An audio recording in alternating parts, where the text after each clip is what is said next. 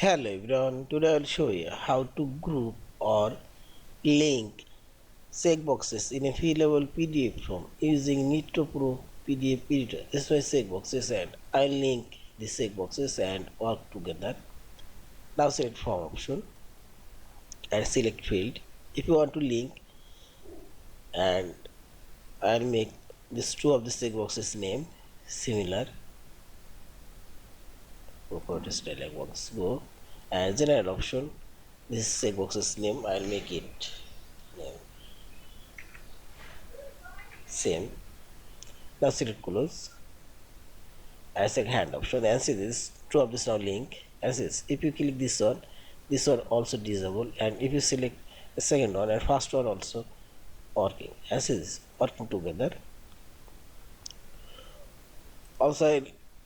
And if you select this one as is only working, this one and not working, in this way you can link unlink your checkboxes. And if you change your name checkboxes differently and it will not work. Yeah, and finally select this file option, save or save as a fillable PDF form. Thank you for watching. Subscribe, like, share and comments.